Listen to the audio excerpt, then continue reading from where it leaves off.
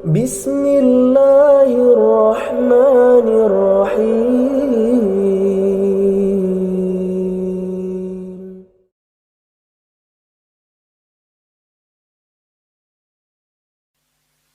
Bismillahirrahmanirrahim. Assalamualaikum warahmatullahi wabarakatuh. Innal hamdalillahi nahmaduhu wa nasta'inuhu wa nastaghfiruh wa na'udzu billahi min shururi anfusina wa min sayyiati a'malina, man yahdihillahu fala mudhillalah wa man yudlil fala hadiyalah, wa asyhadu an la ilaha illallah wahdahu la syarikalah wa asyhadu anna Muhammadan abduhu wa rasuluhu sallallahu alaihi wa ala alihi wa ashabihi wa man tabi'ahum bi ihsanin ila yaumiddin wa sallama tasliman katsira. Amma ba'd. Ikhwani al-fudala rahimani Allah wa iyyakum. Alhamdulillah, pada kesempatan malam yang berbahagia ini kita kembali mendapatkan nikmat yang besar dari Allah Subhanahu wa taala untuk bisa hadir kembali di majlis yang mulia ini setelah kita diberikan kemudahan untuk melaksanakan ketaatan kepadanya. Semoga ini semua mendapatkan pengakuan dan penerimaan dari Allah Subhanahu wa taala dan menjadi sebab bagi kita sekalian untuk mendapatkan keridhoannya ketika kita berjumpa dengannya. Tak lupa juga kita sampaikan salawat dan salam pada teladan kita dan pemimpin kita, Nabi kita Muhammad sallallahu alaihi wasallam, keluarganya, para sahabatnya, dan siapapun yang mengikuti jalan beliau sampai akhir zaman. Kita masih bersama faedah dari petunjuk ayat-ayat Al-Quran, masih bersama surat Al-Baqarah, dan malam ini insya Allah kita akan mengambil faedah dari ayat yang ke-151 dan 152. Namun sebelumnya mohon untuk dibacakan lebih dahulu. Tafadhal.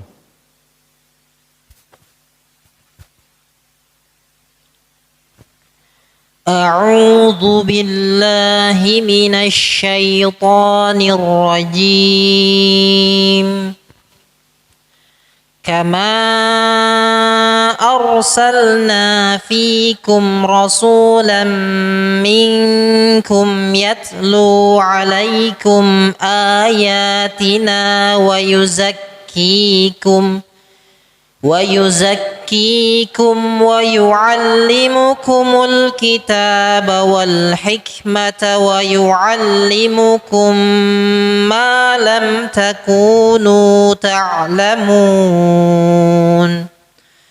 فاذكروني أذكركم واشكروا لي ولا تكفرون. Barakallahu fikum. Allah berfirman, a'udzubillahi minasyaitonir rajim. Kama arsalna fikum rasulan minkum yatlu 'alaikum ayatina wa yuzakkikum wa yu'allimukumul kitaba wal hikmata wa yu'allimukum ma lam takunu ta'lamun. Sebagaimana kami telah mengutus kepada kalian seorang rasul dari diri kalian sendiri, yang dia membacakan kepada kalian ayat-ayat kami Al-Quran dan membersihkan, mensucikan diri kalian dari dosa-dosa, juga mengajari kalian kitab dan hikmah yaitu sunnahnya, juga mengajari kalian apa saja yang kalian belum ketahui. Fadhkuruni adhkurkum washkuru li wala takfurun. Maka hendaklah kalian senantiasa ingat dan menyebut namaku. Niscaya aku pasti ingat dan menyebut nama kalian. Juga hendaklah kalian bersyukur kepadaku dan jangan berbuat kekufuran. Ayat-ayat yang mulia ini Allah Subhanahu wa taala sebutkan setelah sebelumnya menjelaskan tentang bagaimana keadaan orang-orang Yahudi khususnya dan Nasrani atau Bani Israel ketika diuji oleh Allah Subhanahu wa taala dengan kejadian berubahnya arah kiblat yang dilakukan oleh Nabi SAW atas perintah dari Allah Azza wa Jalla, karena beliau tidaklah berbuat apapun melainkan perintah dari Allah,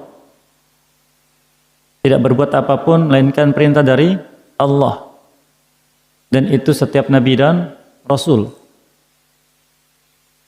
Seperti halnya Allah firmankan di surat Al-Jathiyah ayat yang ke-18, "Tsumma ja'alnaka 'ala syari'atin minal amr fattabi'ha." Dan kami jadikan dirimu wahai Muhammad SAW berada di atas syariat ini, yaitu ibadah kepada Allah berdasarkan perintah. Demikian juga apa yang beliau ucapkan. Allah berfirman di surat An-Najm, "Wa ma yantiqu 'anil hawa in huwa illa wahyu yuha." Dan tidaklah dia bicara dari hawa nafsunya, dari keinginannya sendiri, tapi merupakan wahyu yang disampaikan kepada beliau. Maka setelah itu Allah mendapati orang-orang beriman tetap taat dan mengikuti beliau. Walaupun ada perasaan berat di sebagian mereka, tapi bukan berat untuk mengikuti, tapi berat memikirkan tentang bagaimana salat mereka selama ini yang menghadap ke Baitul Maqdis, tidak menghadap ke arah kiblat yang Allah ridai, yaitu Ka'bah. Maka Allah Azza wa Jalla menjelaskan hakikatnya yang sudah kita lewati ayatnya di dalam firman Allah Subhanahu wa taala di ayat 143, "Wa ma kana Allahu liyudhi'a imanakum." Dan Allah sekali-kali tidak akan menyanyiakan iman kalian. Bahkan Allah menyebut salat dengan iman. Adapun Bani Israel, Yahudi dan Nasrani, mereka justru mengingkari hal tersebut, menghinakan dan merendahkan. Maka Allah Azza wa Jalla menyampaikan sebagai pengingat, peringatan dan kabar gembira bagi orang-orang beriman. Jadi apabila kita dalam hidup ini mendapati celaan, hinaan, olok-olok atau tuduhan-tuduhan,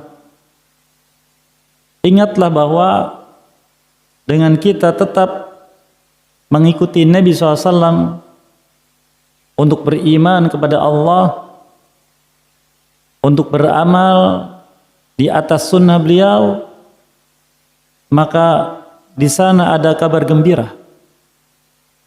Di sana ada kabar gembira.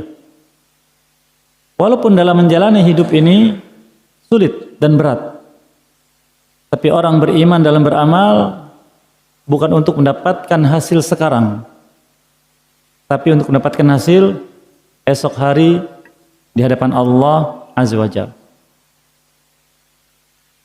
Allah sebutkan sini, "Kama arsalna fikum rasulan minkum." Sebagaimana kami telah mengutus kepada kalian seorang rasul dari kalian. Maka pengakuan dari Allah bahwa apapun yang dikatakan Yahudi, dikatakan Nasrani, yang mereka ini ahli kitab, sudah diyakini oleh bangsa Arab bahwa mereka di atas jalan Nabi yang pernah diutus oleh Allah Azza wa Jalla, bahwa mereka mengikuti kitab yang pernah diturunkan. Namun ketika membuat mereka sombong dengan karunia yang besar tersebut dan tidak memahami kandungannya secara penuh dan tidak mengikuti petunjuknya, maka itu sia-sia. Maka Allah Azza wa Jalla memberikan kabar, "Kama arsalna fikum rasulan minkum." Sebagaimana kami telah utus pada kalian seorang rasul dari kalian sendiri. maka jangan sedih. Maka jangan galau. Jangan surut. Karena inilah Rasul yang sebenarnya yang diutus oleh Allah Subhanahu wa taala. Rasul yang sebenarnya. Oleh karena di sini hikmah yang perlu kita ambil adalah bahwa kita harus mengenali hakikat sesuatu dengan sebenarnya. Kenali. Bagi atas ulama, i'rifil haqqa. Kenali kebenaran. Ta'rif ahlahu, engkau kenal siapa orang yang berada di atas kebenaran. Karena orang yang ahli apapun, dia tidak akan banyak bicara. Dia tidak akan menunjukkan keahlian tersebut. Karena semakin orang itu ahli dalam sesuatu, dia akan semakin diam, menyembunyikan diri. Dan tidak suka orang mengenalnya. Itulah ahli. Namun ketika orang itu menunjukkan akan keahliannya, menyampaikan kemana-mana, maka cukuplah itu sebagai aib yang ada pada orang tersebut. Khususnya tentang masalah syariat Allah Azza wa Jalla. Ahli hak semakin mengenal al-haq, semakin bersembunyi, semakin tidak ingin dikenal manusia, semakin tawadhu kepada manusia, kepada orang beriman, karena diperintahkan oleh Allah Azza wa Jalla. Nabi kita bersabda SAW, man tawadhu'a lillah rafa'ahu Allah. Barang siapa rendah diri di hadapan manusia karena Allah, Allah akan mengangkat derajatnya. Itulah ahli hak. Namun mau tidak mau, Allah sudah tetapkan bahwa ahli hak, walaupun mereka tidak mau dikenal, walaupun mereka ingin sembunyi, Allah munculkan mereka di depan manusia. Dikenal. Karena itulah yang Allah inginkan, untuk tetap menjaga kalimat Allah nampak, kalimat Allah tinggi, agar Allah senantiasa diibadahi di muka bumi. Maka kabar gembira dari Allah Azza wa Jalla kepada orang beriman. Lalu Allah Azza wa Jalla memperkenalkan kepada orang beriman pertama kali dahulu, itu para sahabat Nabi SAW. Dan ini juga faedah untuk kita sekalian, bahwa Rasul yang diutus ini, dia punya tugas. Dia membawa misi. Ya, membawa misi. Dan visinya satu. Visinya adalah agar manusia bertakwa kepada Allah. Agar manusia bertakwa kepada Allah, itulah misinya. Itulah visinya. Misinya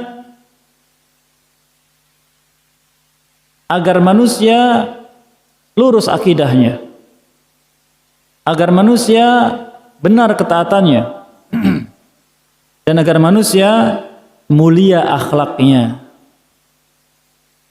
Itu misinya. Jadi kita beragama ini harus paham.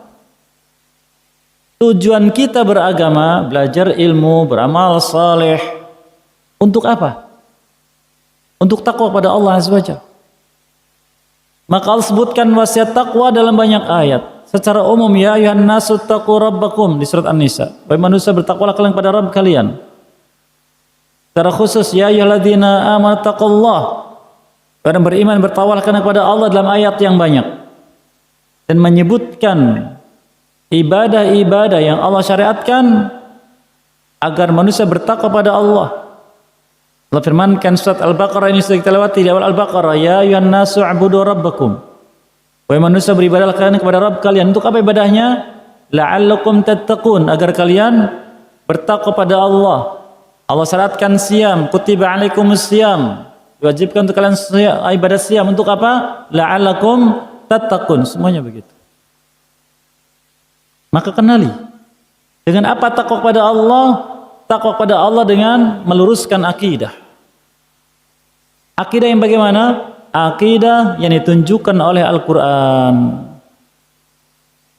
dan dijelaskan oleh Nabi Sallallahu Alaihi Wasallam. Maka kita ini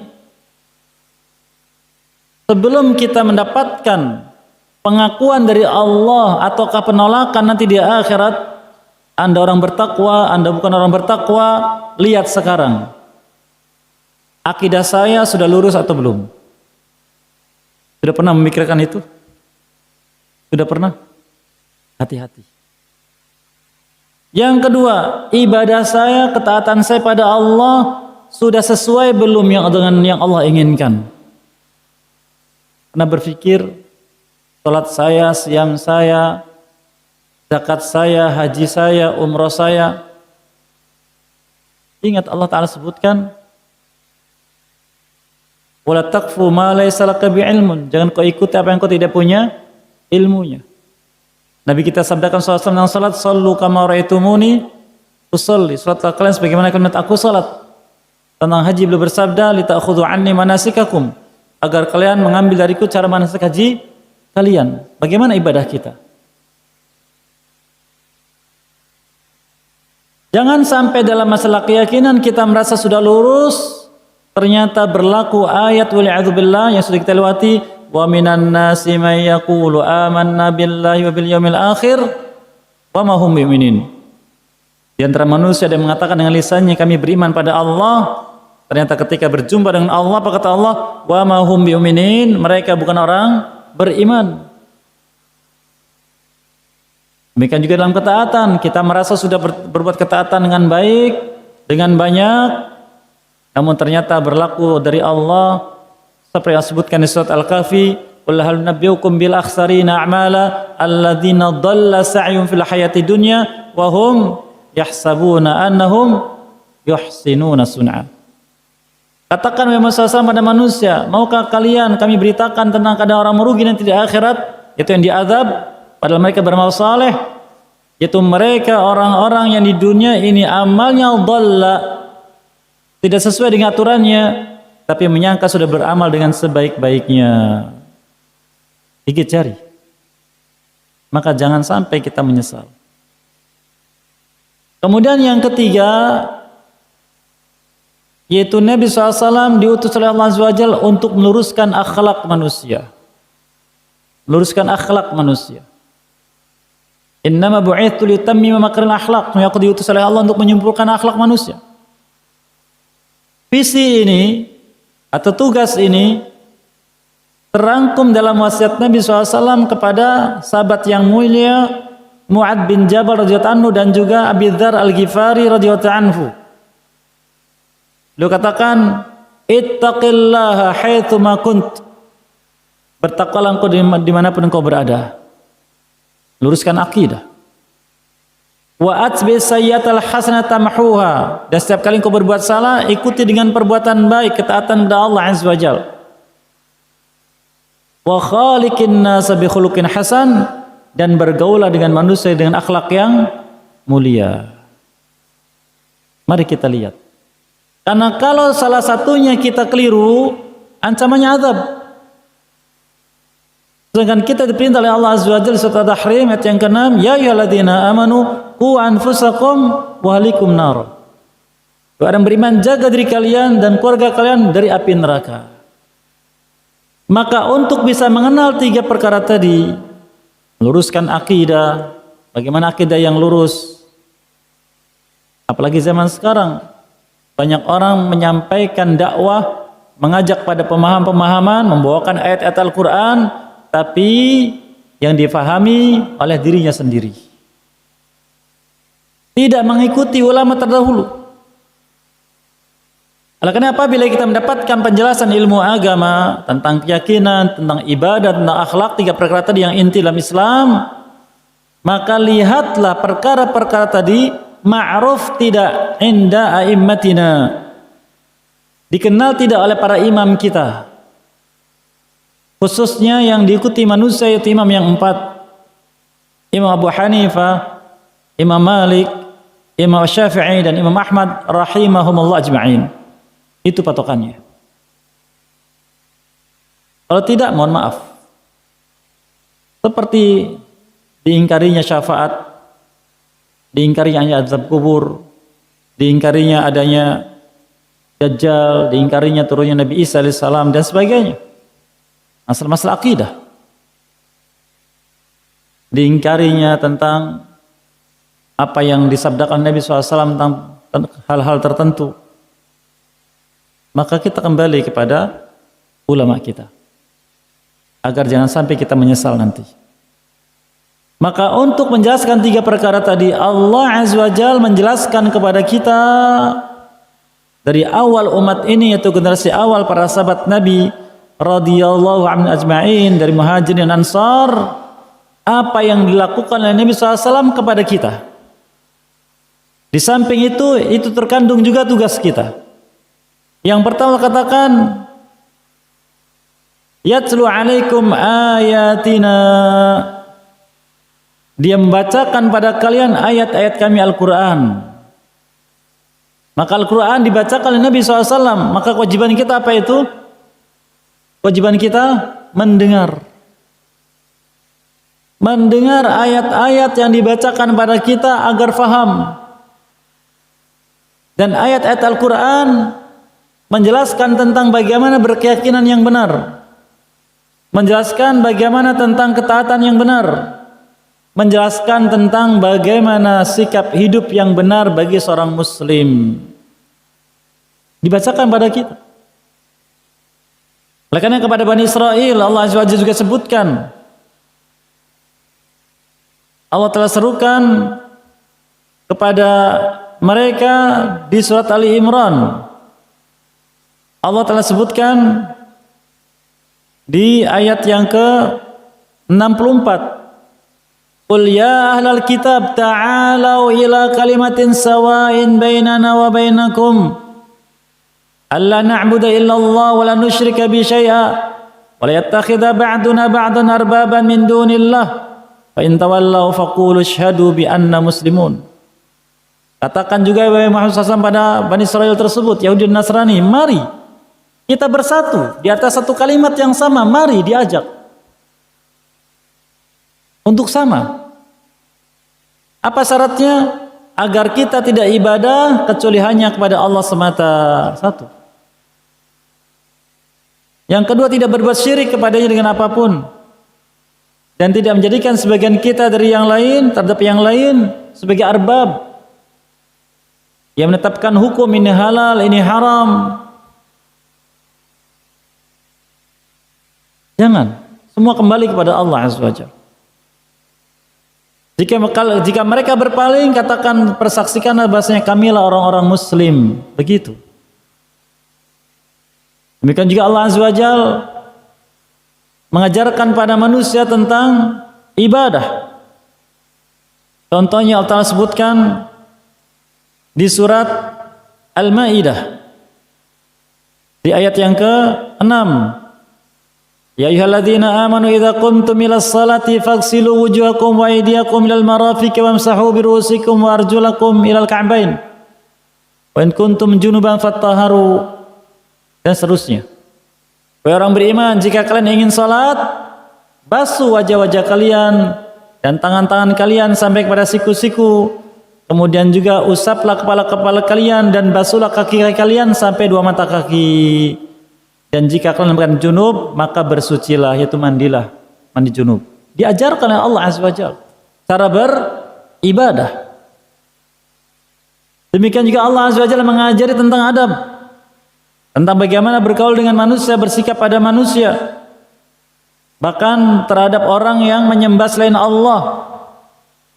Allah Azza wa Jalla sebutkan di surat Al-An'am sikap yang seharusnya dilakukan oleh seorang muslim di surat Al-An'am ayat 108. Wala tasubbul ladzina yad'una min dunillah fayasubbullaha adwan bighairi ilm. Jangan kalian mencela orang-orang yang beribadah kepada selain Allah, yang nantinya mereka mencela Allah, memusuhinya tanpa ilmu. Diajari oleh Allah SWT. Demikian juga bersikap kepada sesama orang beriman, Allah Azza wa Jalla menyebutkan hal itu di surat Al-Hujurat.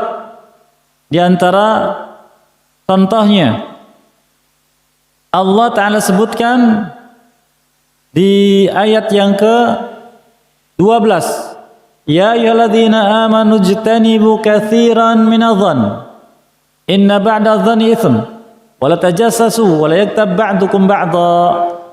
Wahai orang beriman, jauhi oleh kalian kebanyakan dari prasangka, menilai buruk dengan hati kalian pada saudara kalian yang muslim. Jangan mencari-cari kesalahan orang lain dan jangan membicarakan keburukan saudara kalian kepada selain kalian. Diajari oleh Allah SWT. Demikian juga contoh dalam muamalah harta. Allah SWT sebutkan di surat Al-Baqarah, di akhir surat Al-Baqarah. Allah firmankan di ayat 182, ya ayyuhalladzina amanu idza tadayantum bidainin ila ajalin musamma faktubuh. Orang beriman, apabila kalian terjadi hutang piutang di antara kalian sampai waktu yang dijanjikan ditentukan, maka catat oleh kalian. Diajari oleh Allah. Itulah misi yang dibawa oleh Nabi sallallahu alaihi wasallam, terdapat dalam Al-Quran. Maka katakan yatlu alaikum ayatina, membacakan pada kalian ayat-ayat kami, kita harus mendengar. Oleh karena semangatlah kita hadiri majlis-majlis Al-Quran yang diambil di sana makna Al-Quran, agar kita bertambah ilmu, bertambah iman, dan bertambah amal saleh. Karena itu yang Allah inginkan dari Al-Quran. Bukan berbangga dengan saya fulan sudah hafal 30 juz, hafal sekian riwayat. Itu bagus, tapi bukan untuk dibanggakan. Karena Al-Quran turunkan untuk difahami maknanya, untuk diimani, untuk diamalkan, bukan untuk dibanggakan. Adapun orang yang memiliki kemampuan, Allah berikan karunia, kelebihan, dia terkena tugas menyampaikan pada orang lain, bukan untuk dibanggakan. Namun sekarang zamannya zaman orang berbangga dengan karunia, berbangga dengan ilmu, berbangga dengan harta, berbangga dengan jabatan, berbangga dengan keturunan, berbangga. Itu bukan maksud dari syariat Allah SWT. Maka bila kita masih begitu, maka ketahuilah bahwa itu sifat jahiliyah. Sifat jahiliyah. Nabi kita bersabda SAW, "Ithnani finnas huma bim kufrun." Dua perkara yang masih ada pada manusia tidak lepas dari mereka, dan itulah sifat kekufuran yang ada pada mereka. Disebutkan diantaranya watta'nu fil ansab, mencela nasab. Mana mencela nasab? Berarti memuliakan nasab.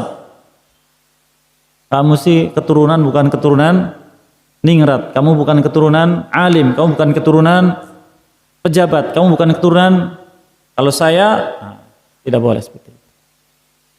Semua manusia sama. Allah firmankan soal Hujurat, innamal mu'minuna ikhwatun. Orang beriman satu dengan yang lain saudara. Kalau saudara bagaimana? Tidak beda satu sama lain. Oleh karena Allah Azza wa Jalla yang terhikmahnya menyuruh Nabinya SAW ketika hari Jumat di waktu subuh agar dibacakan surat As-Sajdah dan surat Al-Insan. Yang hikmahnya di dua surat tersebut Allah sebutkan tentang siapa manusia, asal usulnya, proses penciptaannya, kemudian tugasnya, dan bagaimana bisa menjadi mulia, bagaimana bisa menjadi hina. Itu penting kita ketahui. Yatlu alaikum, yatlu, katakan yatlu alaikum ayatina, membacakan pada kalian ayat-ayat kami. Dan sekarang kita sudah sampai bulan Sya'ban. Maka kita harus mulai mempersiapkan semangat kita untuk beramal. Membiasakan baca Quran, membiasakan siam, membiasakan zikir, membiasakan sedekah, membiasakan salat malam, agar nanti ketika datang Ramadan, bagaimana? Itu menjadi kebiasaan kita. Khususnya Al-Quran. Baca, mendengarkan. Karena kalau kita sadari sehari saja tidak mendengarkan bacaan Al-Quran yang diambil hikmahnya, diambil maknanya, hati terasa gersang.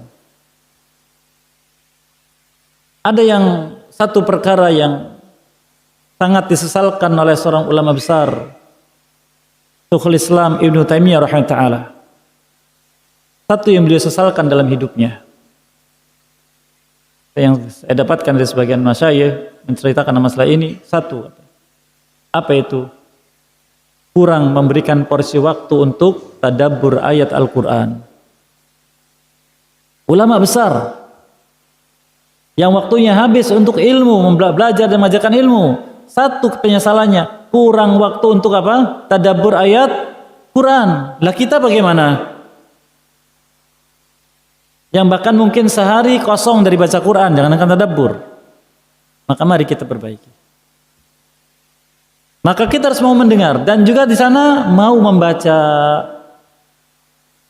Kemudian yang kedua, wa yuzakkikum, dan membersihkan jiwa-jiwa kalian dari sifat-sifat kotornya. Dari sifat-sifat kotornya. Karena manusia ketika diciptakan oleh Allah Azza wa Jalla dibekali sifat-sifat buruk. Di antaranya, bukan batasan, sekedar contoh saja, Allah firmankan surat Al-Ahzab, innahu kana zaluman jahula. Manusia ini makhluk yang zalim lagi jahil. Allah firmankan, khuliqal insanu dha'ifa. Manusia diciptakan dalam keadaan lemah. Juga sebutkan, khuliqal insanu min ajal. Manusia diciptakan dari sifat terburu-buru.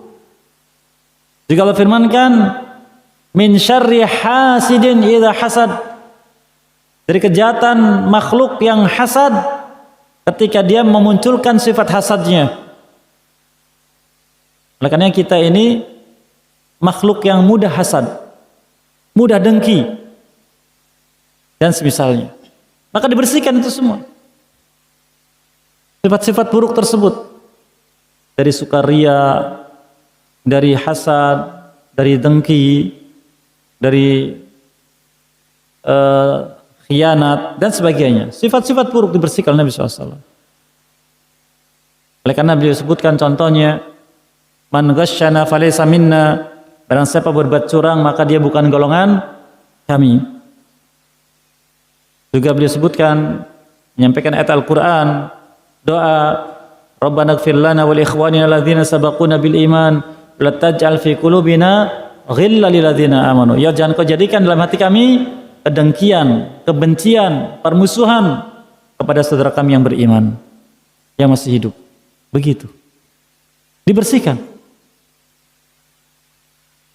Kemudian berikutnya Allah sebutkan tugas yang diemban oleh Nabi SAW adalah wa yu'allimukumul kitab wal hikmah, dan mengajari kalian kitab dan hikmah. Beliau mendapatkan wahyu Al-Quran, beliau bacakan kepada para sahabatnya, ditulis oleh mereka, diajarkan, difahamkan juga maknanya, difahamkan. Contohnya ketika turun firman Allah Azza wa Jalla di surat Al-An'am, walladzina amanu walam yalbisu imanum bidzulmin ulaika lumul amnu wa muhtadun. Orang yang beriman dan tidak mencampur adukan imannya dengan kezaliman, maka mereka itu mendapatkan rasa aman yang penuh dan mendapatkan petunjuk. Mendengar itu, Abu Bakar Siddiq radhiyallahu anhu mengatakan, ya Rasulullah, man minna lam yadlim nafsah. Ya Rasulullah, siapa dari kita yang tidak berbuat zalim pada dirinya sendiri? Apa kata beliau? Laisa kama qulta, tidak seperti yang kau katakan. Alasta taqra qawla Abdullah Salih, atau kama qala sallallahu, tidakkah engkau baca ucapan hamba Allah yang saleh? Kalau dia membaca surat Luqman, inna syirka la zulmun azim. Sungguh ayat zalim di sini adalah syirik. Karena Allah katakan sungguh syirik itu zalim yang sangat besar. Diarahkan, difahamkan oleh Nabi SAW. Oleh karena apabila kita ingin paham ayat Al-Quran, Maka cari tahu hadis-hadis Nabi SAW diwakilkan oleh para ulama hal tersebut. Kemudian Allah sebutkan wa yu'allimukumul kitab wal hikmah. Kitab dan hikmah. Hikmah kata ulama umum mengatakan hikmah itu sunnah Nabi SAW. Ini hikmah. Ada faedah besar bahwa ayat Al-Quran bila tidak difahami dengan hadis Nabi SAW tidak akan menjadi hikmah. Apa itu hikmah? Kebaikan untuk hamba dari Allah di dunia dan di akhirat. Hikmah kebaikan untuk hamba dari Allah di dunia dan di akhirat. Di dunia semakin beriman, semakin semangat dalam beramal saleh, itu hikmah. Di akhirat mendapatkan rahmat Allah Azza wa Jalla. Hikmah. Dan itu dengan hadis Nabi SAW. Contoh. Ada satu kelompok atau satu majlis mengkhususkan tafsir Quran dan tidak mau memakai hadis Nabi SAW. Mereka mendapatkan firman Allah Azza wa Jalla tentang apa yang diharamkan. Contohnya surat Al-Baqarah di ayat 173. Innama harrama alaikumul maitata waddama wa lahmal khinzir wa ma uhilla bihi li ghairillah.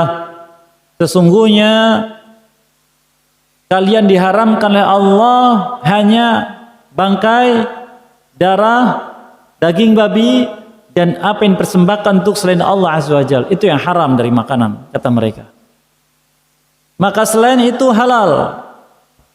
Daging anjing halal, daging ular halal, daging ini halal. Yang haram cuma 4. Disampaikan tapi Nabi SAW berkata demikian. Itu kan Nabi, yang Al-Quran lah utama.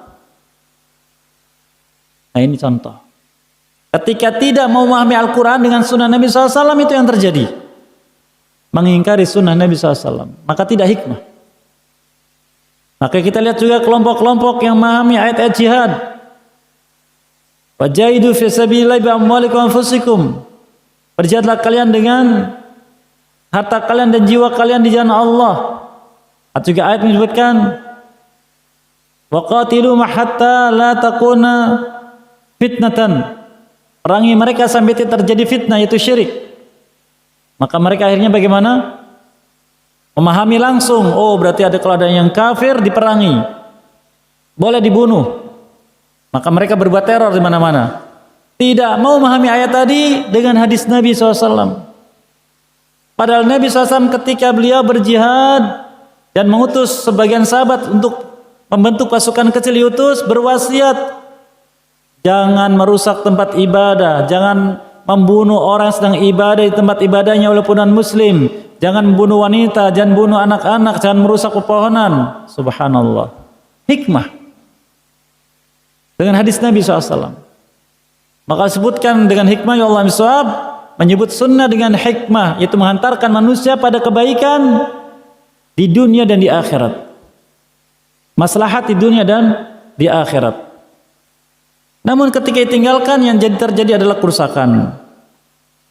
Kemudian wa yu'allimukum ma lam takunu ta'lamun, dan mengajari kalian apa saja yang kalian sebelumnya tidak tahu. Tidak tahu. Bangsa Arab dulu sebelum Nabi SAW diutus banyak melakukan perbuatan-perbuatan yang menyimpang. Dan itu pun masih jumpai di kaum kita. Contohnya adalah tentang perjudian. Tentang jual beli yang mengandung riba. Di antara contohnya bai'ul 'ainah. Jual beli dengan cara 'ainah. Apa itu bai'ul 'ainah? Yang orang-orang zaman dulu menganggap ini biasa, bukan riba. Itu seorang butuh uang, datang pada temannya, pinjam uang, tidak dikasih. Tapi dia bilang, saya punya barang, kamu kalau jual seharga yang kamu butuhkan tadi akan kamu dapatkan dengan cepat. Silakan kamu boleh beli dariku dengan berhutang. Tapi harganya misalkan 110.000. Dibeli. Hutang. Sudah akan selesai, akan lagi baru. Kan kamu butuh uang 100.000. Sudah tidak usah kemana-mana, saya beli saja dengan kontan 100.000. Yang pertama jual belinya sah atau tidak? Sah, jual beli dengan hutang. Yang kedua sah tidak? Sah dengan kontan. Tapi di sini Nabi SAW menjelaskan itu tidak boleh. Itu betul bai'ul ainah, itu riba. Karena yang dimaksud adalah salam baik dalam Sahih Bukhari atau Sahih Muslim atau yang lainnya banyak sekali. Ayat ini kata sebagian ulama merupakan jawaban dari doanya Nabi Ibrahim alaihissalam yang sudah kita lewati sebelumnya. Nabi Ibrahim alaihissalam ketika beliau membangun Ka'bah diperintah oleh Allah Azza wa Jalla, setelahnya beliau berdoa kepada Allah Azza wa Jalla di ayat 129 bakal masih ingat, Rabbana wab'ats fihim rasulan minhum yatlu 'alaihim ayatika wa yu'allimul kitaba wal hikmah wa yuzakkihim innaka antal azizul hakim. Mirip tidak? Mirip. Sehingga kata ulama, ayat tadi adalah doa yang dikabulkan dari doa Nabi Ibrahim alaihissalam. Dan ayat yang disebutkan berulang karena pentingnya masalah itu. Karena kita perlu ingat bahwa ini tugas Nabi SAW dan tugas kita adalah mau mendengarkan, mau membaca, mau mengkaji, kemudian mengimaninya dan mengamalkannya. Semoga senantiasa memudahkan langkah kita untuk bisa melaksanakan tugas kita, mengikuti Nabi kita SAW, di mana beliau sudah melaksanakan tugas beliau, dan semoga kita mendapatkan penerimaan, sebagaimana beliau juga diterima oleh Allah Azza wa Jalla, mendapatkan kesempurnaan, sebagaimana juga Allah memberikan kesempurnaan pada beliau, dan mengampuni dosa-dosa kita, sebagaimana Allah juga mengampuni dosa-dosa beliau, dan menjadikan kita hamba yang diridhai, sebagaimana Allah meridhai beliau. Wallahu a'lam bishawab. Barangkali yang disampaikan dipersilakan nanti setelah adzan Isya.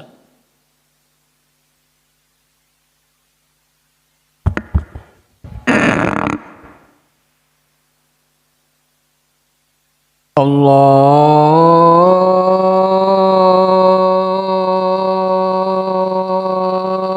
Akbar,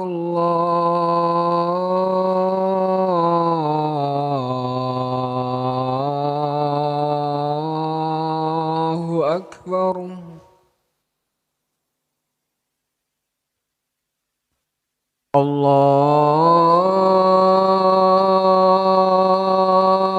Allahu Akbar,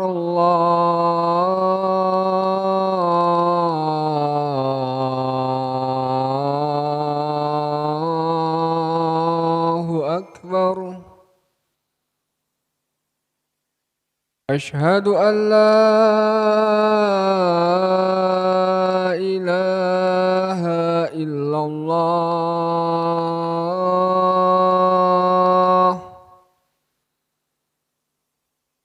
Asyhadu an la ilaha illallah.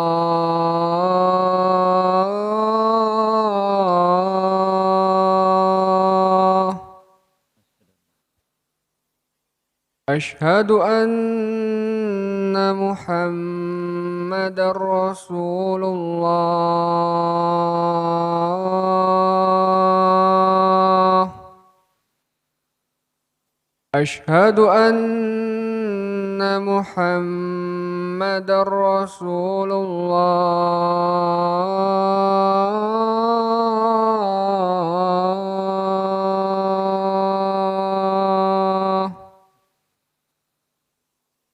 Hayya 'alas shalah.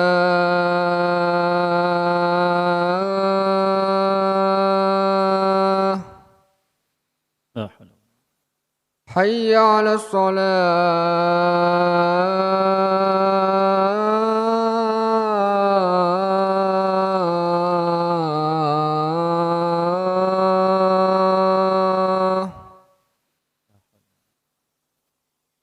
Hayya 'alal falah.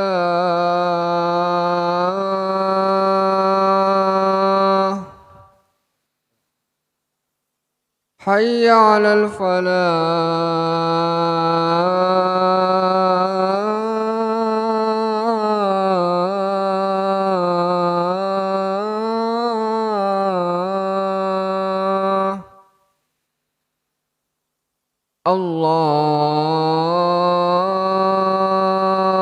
Allahu Akbar, Allahu Akbar. لا إله إلا الله.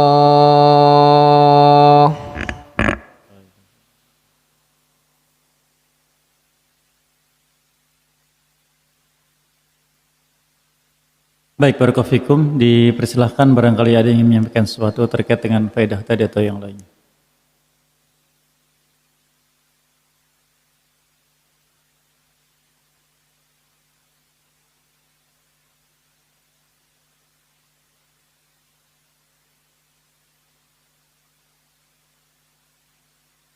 Tidak ada, ikhwah.